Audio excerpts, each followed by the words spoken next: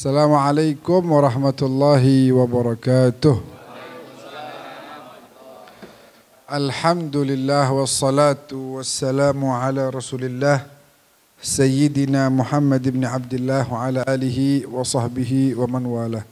Subhanaka la ilma lana illa ma 'allamtana innaka antal alimul hakim. Rabbi antiqni bil huda wa alhiqni bis salihin. Allahumma ij'alna hudatan muhtadin ولا تجعلنا ضالين مضلين اللهم فقهنا في الدين وعلمنا التأويل برحمتك يا أرحم الراحمين. Amma ba'du, para alim ulama, para ustadz hadir bersama kita, Ustadz Mukminun, Ustadz Nanang, Haji Salihin beserta keluarga besarnya, Sahibul Bait, Bang Arifin dan juga semua hadirin yang dimuliakan oleh Allah. Alhamdulillah. Kemarin kita kangen banget sama Ramadan. Sekarang Ramadannya udah ada nih. Kemarin kangen, bayang-bayang, wah Ramadan. Ini kita lagi di Ramadan sekarang. Jadi udah waktunya kita memanfaatkan bukan lagi hitungan hari per hari, malam per malam. Tapi detik demi detiknya semuanya kita kejar. Ini tadi saya dari Guru Hadi Pisangan. Ada yang biasa main hadroh tadi ketemu di Pisangan tuh. Satu orang coba. Ada di Pisangan. Habis Isya di sono ada ceramah baru kemari. Sampai rumah terus pakai motor baru kemari. Yamaha. Kemari pakai Honda. Nggak ada parkir, sono. Wah, nggak boleh parkir di sini. Oke, Yamaha gitu. Alhamdulillah. Naam. Alhamdulillah. Nah, kita harus ambil pelajaran yang banyak dari bulan puasa. Tujuan puasa apa? Kalau kita hafal ayatnya itu di akhir, kutiba alaikumusiyam kama kutiba alal ladzina min qablikum la'allakum tattaqun. Tujuannya bakal supaya kita bertakwa. Semua takwa anggota tubuh kita. Mata ini biar kasih lihat yang baik-baik aja. Ya, boleh kita refreshing boleh. Cuma jangan sampai memandang kepada yang menjadikan dosa. Jadi pandang yang baik-baik. Kalau sekarang nih banyak ujian mata nih, kanan kiri baju baru, ke mall kita kagak mau beli, ngelihat baju roman-romannya pas tuh sama celana gua tuh. Roman-romannya sih cakep tuh, sama celana dibayangin tuh. Wah jadi beli. Jadi karena kita niatnya nggak mau beli, cuma karena mata ngelihat, akhirnya jadi jiwa konsumtifnya membara gitu. Akhirnya jadi pengen. Telinga, begitu juga telinga. Dengar yang baik-baik. Dengar bacaan Quran, dengar sholawatan, dengar qasidah, dengar nasihat, dengar ceramah. Enak, ini telinga adem gitu. Jangan kasih dengar yang ghibah, namimah, jangan dikasih. Terus mulut juga ucapin yang baik aja. Kemarin ada pengantin baru minta nasihat, saya bilang sama dia, biasanya yang paling banyak bikin permasalahan dalam rumah tangga itu lisan. Orang kagak diajarin mendengar, tapi diajarin ngomong aja. Udah gitu kadang-kadang emosi nggak bisa ditahan, keluar omongan. Emang lu inilah itu segala macam. Emang dari dulu lu begini. Akhirnya ngatain. Akhirnya ribut, berantem. Padahal Allah kasih kita lisan ini untuk berzikir. Untuk menyebut-nyebut namanya. Nah, jadi jaga lisan kita. Jangan bakal pakai bicara yang gak baik. Gak bisa ngomong baik. Ini mau ngomong jahat nih, mau ngomong buruk nih, diem. Man amana billahi wal yawmil akhir falyaqul khairan aw liyasmut. Ngomong yang baik aja. Gak bisa nih. Romanya saya mau ngomong yang buruk gimana dong? Diem. Jangan dibuka mulutnya. Kunci rapat-rapat. Sekarang kan masalahnya begitu. Orang di DPR tuh coba lihat. Kalau lagi rapat, adu politisi diajarin ngomong yang baik, yang bagus, tapi nggak pernah diajarin gimana cara menjadi pendengar yang baik. Ngomong aja bisanya, ngomong terus. Ini ngomong, semua ngomong. Padahal man kathura kalamu, kathura khata'u. Yang banyak omong biasanya banyak salah. Jadi kita jaga itu semua anggota tubuh kita jaga. Supaya nanti ini anggota tubuh kita ngelapor yang baik-baik. Al-yawma nakhtimu ala afwahihim wa tukallimuna aydihim wa tashhadu arjuluhum. Tangan, kaki, ngomong tuh. Semua ngomong nanti. Saya dipakai bakal ngasih orang bantuan. Wah, itu nolong kita nanti. Kaki ngomong, saya dipakai bakal ngelangkah ke tempat masjid, majelis taklim, silaturahmi, ngomong. Semua bakal ngomong. Jadi semuanya kita harus benar-benar menjadikan Ramadan ini bukan cuma kegiatan puasa, nggak makan, nggak minum, subuh sampai maghrib, habis gitu sebulan selesai. Enggak, tapi kita jadi belajar banyak hal dari bulan suci Ramadan. Nah,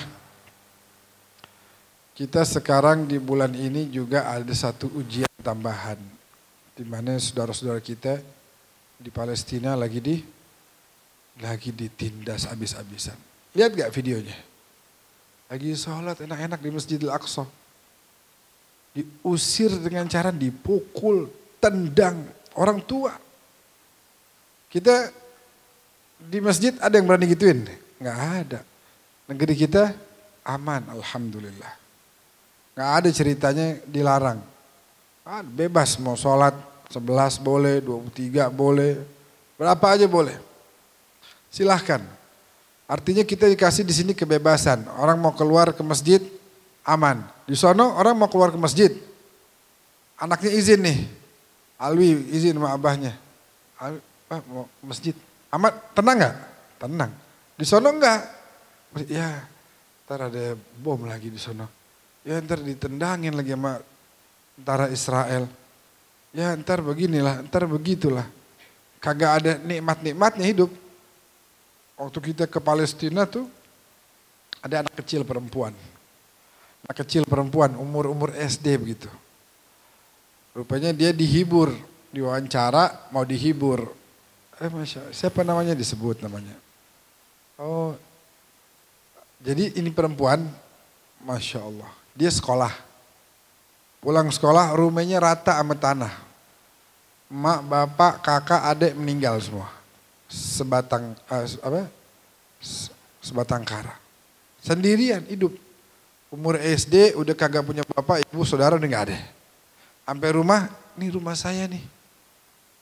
Rata sama tanah. Oh no, ditiban sama tembok tuh. Jenazah bapaknya, itu jenazah adiknya masih bayi. Akhirnya datang wawancara, mau dihibur gitu, dia lagi mukanya lagi sedih. Ya, ini, oh kelas berapa sekarang disebutin. Ya. Sampai pertanyaan tentang cita-citanya apa. Kan biasa anak kecil gitu kan. Harapan kamu apa nanti ke depan? Akhirnya dia netesin air mata. Dia bilang harapan saya mau kumpul lagi sama keluarga saya. Kangen digendong sama bapak saya. Kangen disuapin sama ibu saya. Kangen pengen main lagi sama kakak sama adik saya. Tapi udah gak bisa. Itu kondisi di sana begitu. Kita di sini tenang-tenang aja. Tapi ingat kata Nabi apa? Mathalul mu'minin fi tawaddihim wa ta'atufihim wa tarahumihim kamathalil jasadil wahid. Idza ishtaka minhu 'udwun tada'a sairul jasad bil humma. Perumpamaan antara kaum muslimin ini semuanya ini seperti satu tubuh. Yang kalau misalnya ada satu yang sakit, yang lain berasa. Gigi sakit, berasa gak kita? Oh, mata gak bisa tidur. Bener gak? Bisa tidur? Gak bisa. Yang sakit sini, mata gak ada urusan. Cuma karena nyambung, kagak bisa tidur. Begitu. Jadi harus saling nyambung. Nah sekarang saudara kita di sono lagi sakit. Kita kudu nyambung nih, kudu berasa. Berasanya bagaimana? Minimal aqallul iman, paling kecilnya iman itu adalah ada pemberontakan di hati kita. Ada doa yang kita sampaikan kepada Allah buat mereka. Gitu. Minimal itu. Jadi pas ditanya nanti di hari kiamat, tempo hari saudara-saudara ente di Palestina dipukulin, digebukin. Ente, oh, ana udah doain mereka ya Allah. Itu yang bisa saya lakukan. Saya nggak bisa ngapa-ngapain lagi. Bebas, terbebas dari, jadi gugur udah tanggung jawab kita, kewajiban kita. Ini enggak, udah perhatian kagak, doain juga kagak. Nggak bisa begitu. Doain, doa itu kan senjata kita. Bayangin tuh negeri Arab tuh ada 22 negara Arab nyambung semuanya. Ada satu di Palestina lagi dikepung, lagi dipukulin, digebukin, ditindas, dijajah. Ini kagak ada yang nolong itu segitu. Ya sekedarnya doang. Kalau kita jauh bantu apa, tapi paling tidak udah banyak kaum muslimin dari Indonesia yang udah bantu di sana banyak.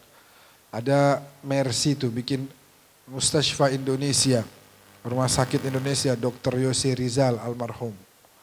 Bikin rumah sakit gede di sana terkenal. Nah, ada banyak yang bisa kita kerjakan. Minimal doain, jangan doa juga enggak. Minimal doa. Kesian mereka Allah. Ada sebab ngalamin tuh masa-masa begitu tuh ngalamin dulu di Damaskus.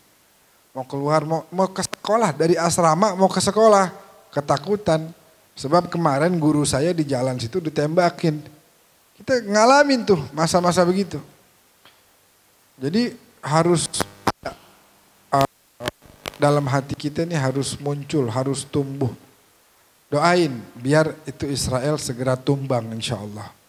Zionis Israel, Zionisnya ya. Yang kita benci itu bukan kaumnya, etnisnya, bukan. Tapi perilaku Zionismenya itu loh. Yang menjajah. Ya, karena kan amanat para pendiri bangsa kita jelas. Bahwasanya kemerdekaan adalah hak segala bangsa. Oleh karena itu semua penjajahan apapun bentuknya harus dihapuskan. Nah oleh karena itu kaum muslimin, ini masih di bulan Ramadan. Wa du'aukum fihi mustajab. Doa, apa aja doa. Yang dari kemarin nih 17 hari belum doain. Anaknya doain sekarang. Yang 17 hari kemarin belum doain biar rezekinya ditambah. Sekarang doain. Biar rezekinya ditambah. Yang kemarin belum doa supaya orang tuanya dipanjangin umurnya, doain. Nih waktunya sekarang. Kemarin kan sempat kita bahas tuh. Tentang bagaimana 1 bulan puasa, 1 doang bisa ngebalap derajatnya seorang yang syahid. Meninggal di jalan Allah subhanahu wa ta'ala. Ya, jadi pada manfaatin puasa. Puasa jangan sampai ada yang bolong. Jangan sampai. Malu sama anak-anak kecil nih ukuran Alwi nih pada puasa. Puasa gak Wi? Puasa. Anak saya itu yang kemarin datang adiknya. Umur segitu aja pada puasa. Jadi kagak boleh kita alasan panas dah. Ibu-ibu baru ke Tanah Abang bentaran aja udah ngelihat aqua dingin terganggu, tergoda udah. Roman-romannya seger banget itu. Es teh manis dah. Wah sedep banget. Tanah Abang mau belanja, nggak usah belanja kalau emang jadi batal mah.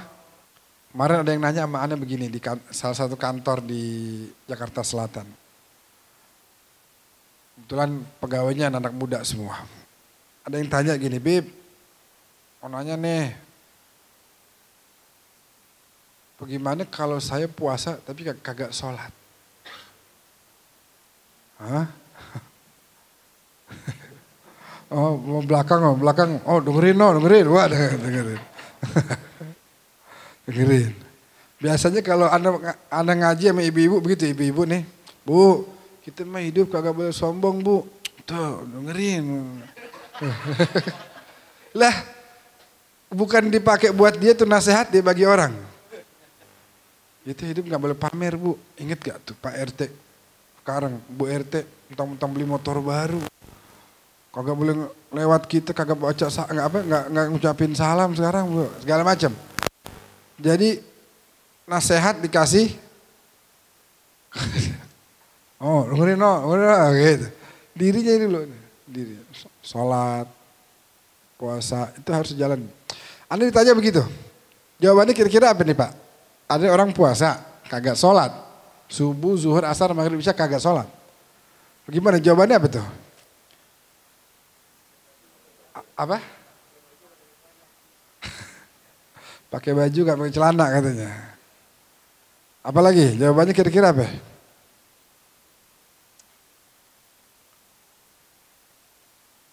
Dosanya tidak banyak. Kalau jawaban Anda begini kemarin. Jawaban Anda begini kemarin. Alhamdulillah masih puasa. Anda bilang begitu. Begitu Anda ngomong begitu yang nanya, oh dengerin dong. Waduh. Padahal kita angkat dulu bentar. Sebelum kita jatuh kita angkat dulu. Alhamdulillah masih puasa. YouTube no si Ono tuh. Masa gak pakai jilbab, puasa gak jilbab, auratnya dibuka. Aku bilang alhamdulillah masih puasa. Begitu. Oh tuh dengerin tuh, Habib bilang apa tuh? Gue mah biar kata gak pakai jilbab masih puasa.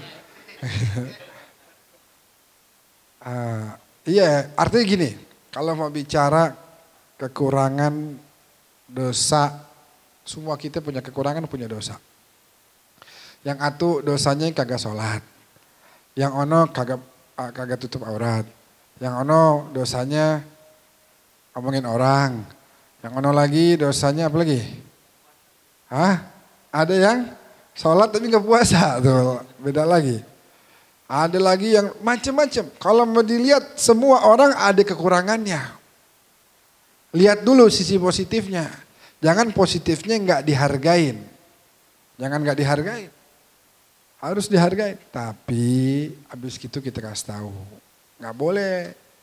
Oh dia lagi senang tuh dengerin tuh, gue biar begini gue puasa. Jadi dia lagi senang begitu, habis itu baru kita bilangin, tapi biar bagaimana, ya, itu udah cakep tuh, ya daripada dia nggak puasa, Anda bilang gitu. Alhamdulillah kalau puasa mah puasa Anda. Jadi yang salah di tengah-tengah kaum muslimin saat ini, khususnya di Indonesia adalah apa? Ninggalin puasa kayak aib banget, ninggalin sholat biasa. Padahal ibadah yang paling penting sholat. Fa in kubilat kubila masiwah. Kalau dia sholatnya diterima, ibadah yang lain diterima. Wa in ruddat rudda masiwah. Kalau ditolak juga yang lainnya. Saya bilang sayang ente udah puasa. Gara-gara sholat itu tinggal, ntar gak dianggap soal puasanya. Itu satu. Kedua, dosanya ninggalin ibadah sholat itu apa? Misalnya kan ada dosa ghibah. Dosa ghibah apa? Ayuhibbu ahadukum ayyakula lahma akhihi maitan fakarihtumuh. Kayak makan bangkai saudara kita. Ya. Dosa ngangkat suara di depan Nabi. Antahbata a'malukum wa antum la ta'lamun. Hancur semua amal ibadah. Dosanya apa? Ria. Ujub, sombong itu akan membakar kebaikan seperti api membakar kayu. Masing-masing ada dosanya kan? Kalau dosanya sholat apa? Dosanya sholat apa? Dosanya sholat adalah man taraka salata muta'ammidan faqad kafara jiharan. Tapi sebelum saya terjemahin ini supaya nggak salah paham, ini saya jelasin dikit aja tentang masalah ninggalin sholat. Ada di kitab An-Nasaihud Diniyah wal Wasaya Al-Imaniyah karangan Al-Imam Al-Habib Abdullah bin Alwi Al-Haddad, ada bab sholat di situ. Nanti buka berapa halaman ada tarkus sholah, ninggalin sholat. Imam Haddad itu cerita bahwasanya, nih hari ini kita nggak buka kitab deh ya, penutupan kan. Jadi ini aja nih, kita sharing-sharing aja. Kata Imam Haddad dalam kitab tersebut disebutkan bahwasanya para sahabat kalau ngelihat ada temannya yang nggak sholat sekali, bukan disuruh istighfar, bukan disuruh tobat, tapi disuruh baca 2 kalimat syahadat karena udah kafir. Para sahabat ya, sahabat bilang, lu tadi nggak kelihatan mana? Iya tadi nggak sholat. Cepet baca 2 kalimat syahadat. Udah kafir lu. Udah kafir. Itu kalau kita memahami hadis Nabi pakai pemahaman para sahabat. Ninggalin sholat sekali, kafir. Nah kita di sini setiap memahami hadis itu kita melalui jalur para ulama kita. Nah karena kita di sini bertaklid kepada mazhabnya Imam Syafi'i, lihat pendapat Imam Syafi'i gimana? Masalah meninggalkan sholat. Ada yang lain misalnya ninggalin sholat nggak bisa diqadha, kalau Imam Syafi'i bisa diqadha. Terus hukumnya gimana? Apa dosanya? Kata Imam Syafi'i ninggalin sholat terbagi 2. Ada yang ninggalin sholat karena malas, ada yang ninggalin sholat karena dia mengingkari kewajiban sholat. Contoh, malas tuh kayak gimana? Ya malas deh, sholat yuk. Ngantuk nih, udah tidur aja dah. Itu kata Imam Syafi'i hukumnya adalah hukum dia disebut orang yang fasik. Dan dia harus yustatab, diminta buat segera bertobat. Ya harus. Kafir nggak? Enggak. Ente nggak sholat? Iya tadi tiduran capek. Kafir nggak? Enggak. Kalau kata Imam Syafi'i nggak kafir. Beda halnya sama yang ninggalin sholat karena dia ingkar. Contoh, lagi reuni, buka bersama, ya, ayo gue sholat dulu nih, udah mau isya nih, ya, ntar dah sambil nunggu makanan dateng gue mau sholat dulu. Sholat lagi. Apaan sholat? Nggak penting itu mengingkari sholat. Atau begini, lebih jelasnya begini.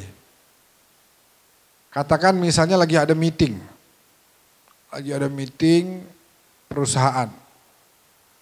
Jam 12, jam 1, jam 2, jam setengah 3, udah mau asar nih. Dari tadi belum dapat waktu sholat zuhur. Pada ngomong nih sama bosnya, bos izin nih.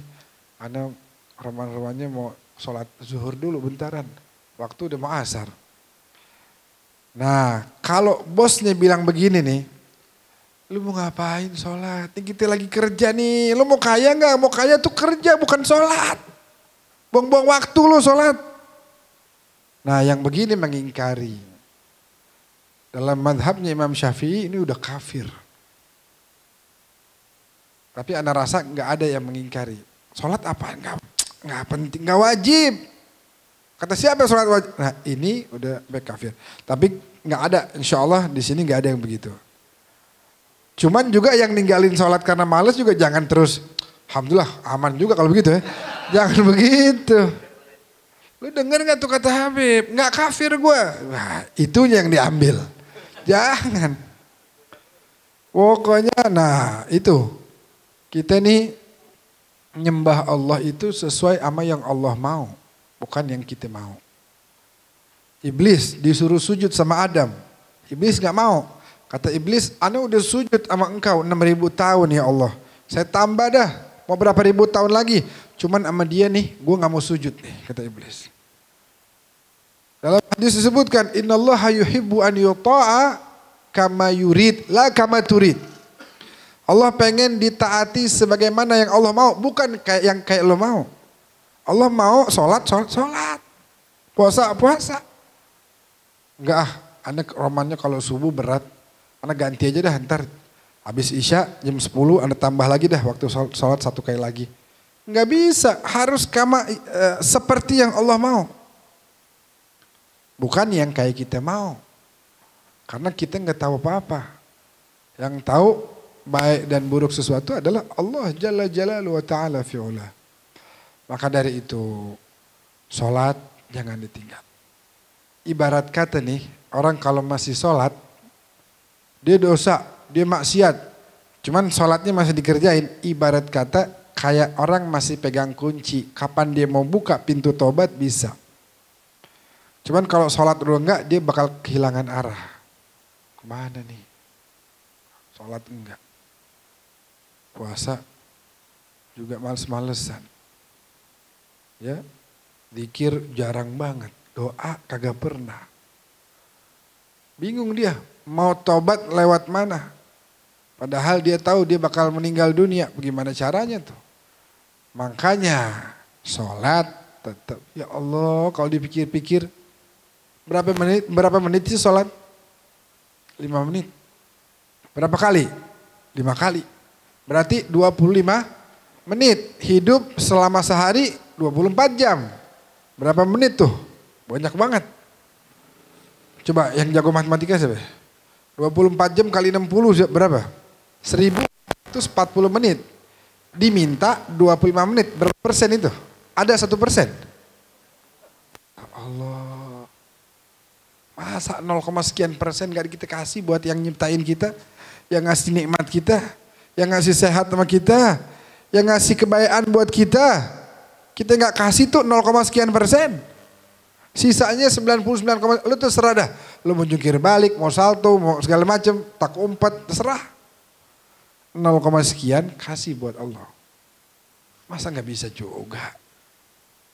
Bener gak? Kita pengen bahagia terus. Nah, jaga ini. Kita pengen bahagia bukan cuma dunia, cuman akhirat juga. Maka dari itu sholat. Jadi tadi saya bilang alhamdulillah masih puasa. Tapi kalau bisa sholat. Karena ya kita nggak bisa maksa juga, orang masing-masing. Mau kita maksa, mau kita bawa, ambilin wudhu di kamar mandi, taruhin sejadah, diriin. Kalau dia nggak mau, ini dari hati 0, sekian persen. La ilaha illallah. Masa iya nggak dikasih juga? Kita kan minta segala-galanya sama Allah. Kesuksesan, kesehatan, kebahagiaan, anak yang soleh soleha, keluarga yang sakinah mawaddah warahmah, semua dari Allah. Makanya inna salata tanha anil fahsya wal munkar. Salat bakal menghindarkan kita dari perbuatan keji dan makanya yang disuruh bukan i'malis salah. Salat enggak kerja, tapi dirikanlah salat. Aqimis salah. Dirikan, tunaikan hak-haknya salat. Begitu. Ntar kalau udah begitu nikmat. Bib, tapi saya udah berapa tahun nih kagak salat. Gimana dong? Emang Allah masih mau nerima saya? Bakal disambut sama Allah. Ahlan ya abdi. Selamat datang. Ini yang aku harapkan darimu. Kita selangkah mendekat kepada Allah, Allah 1000 langkah mendekat sama kita. Terus yang kemarin bagaimana? Yang kita tinggalin hukumnya bagaimana itu? Yang kita apa? Yang kita tinggalin hukumnya? Pintar. Nah, harus diqadha. Gimana hukumnya? Gimana caranya? Qadhanya gimana? Ya tinggal niatnya itu diganti. Yang biasanya adaan jadi qadhaan. Biar gampang nih, biar gampang. Katakan misalnya roman-romannya sih setahun ada kali Bib saya nggak sholat. Misalnya begitu. Misalnya. Nah saban abis sholat subuh diri lagi. Yang tadi adaan sekarang qadhaan. Begitu aja zuhur sama asar gitu. Maghrib, isya. Begitu aja setahun selesai. Nabi bilang ente bawa sholat 5 waktu ente, ana pastikan ente masuk surga. Ente bawa sholat 5 waktu ente nanti di akhirat ente bawa. Storyin ke ana. Nih ya Rasulullah. Sholat 5 waktu saya. Tapi dosa, jangan dibahas itu. Ada sholat, sini tangan ente. Masuk surga. Itu hadis. Kalau di Radio Rasil tuh selalu diulang-ulang ya. Ada di Radio Rasil hadis tentang sholat 5 waktu. Karena sholat tadi itu kayak ibarat mandi kata Nabi. Ente kalau mandi sehari 5 kali, ada gak kotoran? Gak ada. 5 kali mandi. Begitulah. Kalau kita sholat 5 kali sehari, itu gak ada kotoran, gak ada dosa. Makanya sekali lagi sholat. Sholat dan sholat. Sholat imaduddin, tiangnya agama. Sholat. Saya Bib kesusahan Bib bangun subuh. Gimana ya? Baca ayat terakhir surat Al-Kahfi kalau mau tidur. Baca apa? Ayat terakhirnya aja. Surat Al-Kahfi. Ambil wudhu dulu. Habis ambil wudhu, baca ayat terakhir surat Al-Kahfi. Habis itu niatin, ya Allah pengen bangun jam segini. Bangun itu. Udah semua dinyobain pada berhasil. Cuman masalahnya ada yang bangun langsung sholat, ada yang bangun tidur lagi. Saya alhamdulillah Bib, amalannya Masya Allah paten banget. Bangun saya, alhamdulillah kalau gitu udah gak telat lagi. Masih, kok bisa tidur lagi. Bangun tidur lagi ya sama aja. Kalau bangunnya mah bangun. Kalau bangunnya bangun. Nonton bola aja kadang-kadang kita kagak perlu alarm bisa bangun. Ini mau mudik nih, pada mudik, ini orang Betawi semua sini ya. Ada yang mudik gak? Gak ada. Jambali mudik? Kemana? Kemana? Ya Poncol. Gak ada yang mudik. Orang-orang kalau mudik, misalnya dibeliin tiket kereta. Nih kereta nih jam berapa? Jam 4 pagi. Jam 3 ente udah kudu bangun, berangkat langsung. Bisa gak bangun? Bangun dia. Pasti bangun. Karena intinya itu. Niat. Niat. Ya Allah, banyak dosa nih. Sholat subuh terlambat. Terus juga kalau bangun pagi, jangan terus gak sholat subuh. Katakan terlambat bangunnya, udah terang. Jangan terus gak sholat. Niatnya qadha. Karena kita lalai. Ya, kecuali kalau misalnya kita udah usaha, udah ini terus masih telat karena kecapean mungkin, nah itu masih mungkin ada maafu dari Allah. Ya, tapi jangan seminggu 2 kali juga, itu mana udah di kebiasaan namanya. Dischedulin. Aneh kayaknya seminggu 2 kali dah telat dah. Wah, schedule. Setahun misalnya 2 tahun, 3 tahun, sekali, 2 kali. Itu mungkin karena ada masalah gitu ya, ada kendala. Tapi kalau seminggu 2 kali mah ya udah kebiasaan begitu berarti. Jangan. Begitu ya teman-teman, adik-adik, bapak-bapak, ibu-ibu semuanya. Sholat itu adalah tiang agama kita yang kalau kita jalanin insya Allah bakal lempeng semua urusan kita. Anak-anak kita bakal soleh, solehah. Allah kasih rezeki lahir dan batin buat kita semuanya. Amin, amin ya rabbal. Hadanallahu wa iyyakum ajma'in. Wassalamualaikum warahmatullahi wabarakatuh.